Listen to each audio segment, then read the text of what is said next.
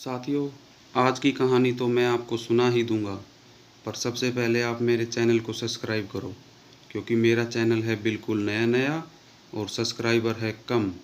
तो आप थोड़ा सा सपोर्ट करो और सब्सक्राइब का बटन दबाओ। तो चलो जी, कहानी शुरू करते हैं। बहुत पहले की बात है। ठाकुर दिन भर मजदूरी करके पैसे कमाने के बाद अपने घर जा रहा था। सर्दियों का दिन था और शाम भी हो चुकी थी। सर्दी से बचाव के लिए उसने चादर ओढ़ रखी थी। उसके इलाके में डाकू भी बहुत होते थे, पर गब्बर डाकू सबसे बड़ा हरामी था। वो लोगों को लूट ले जाता था। ठाकुर शरीर से बहुत तगड़ा था। जब वह अपने घर को जा रहा था तो गब्बर डाकू अचानक से उसके सामने आ गया और उसको बंदूक दिखाकर कहने लगा कि जो कुछ भी है तुम्हारे पास वो मुझे दे दो ठाकुर। ठाकुर ने भी देख लिया था कि गब्बर डाकू शरीर से तो कमज़ोर है, पर उसके पास इसकी बंदूक है। ठाकुर सोचता है, अगर किसी तरह मैं इसकी यह ताकत ख़त्म कर दूं तो मैं इससे जीत सकता हूं। ठाकुर ने अपनी पैसों की पोटली निकाली और गब्बर डाकू को दे दी और रोने गिड़गिड़ाने लगा।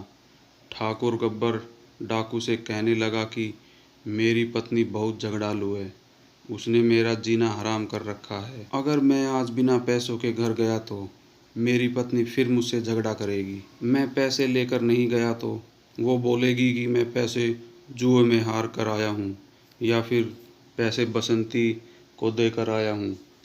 आप ऐसा करो कि मेरी टोपी में एक गोली मार दो, ताकि मैं बता सकूं कि मेरे पैसे एक डाकू लूट कर ले गया।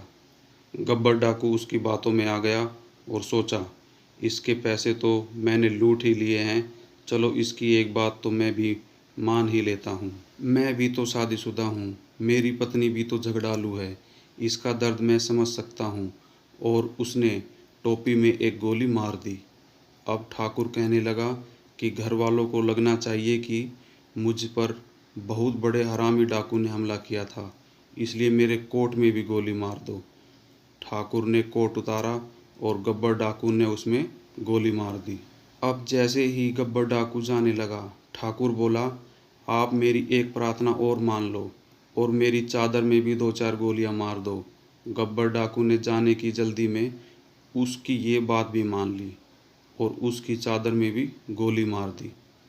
और अब गब्बर डाकू जैसे ही जाने के लिए मुड़ा, ठाकुर फिर से बोल पड़ा, मेरी एक बात और मान लो गब्बर डाकू जी। गब्बर डाकू गुस्से से लाल हो गया और कहने लगा कि तेरी पत्नी के चक्कर में मेरी सारी गोलियां ख़त्म हो गई। ठाकुर ने जैसे ही सुना, उसने तुरंत गब्बर डाकू को दबोच लिया और अपने पैसे वापस छीन लिए। इस प्रकार ठाकुर ने कठिन समय में बड़ी चालाकी से गब्बर डाकू से अपने पैसे वापस हासिल कर लिए। इसलिए हमें भी ठाकुर की तरह ही मुश्किल समय में अपने विवेक से निर्णय लेना चाहिए। जैसे जब तक डाकू के हाथ में बंदूक थी, तब तक ठाकुर अपने आप को लाचार दिखाता रहा, और जैसे ही गब्बर डाकू की बंदूक की गोलियां ख़त्म हुई, तब ही उसने अपने शारीरिक बल का प्रयोग किया और गब्बर डाकू से अपना पीछा छुड़ा लिया। तो साथियों, कहानी होती है ख़त्म और मेरा काम भी ख़त्म।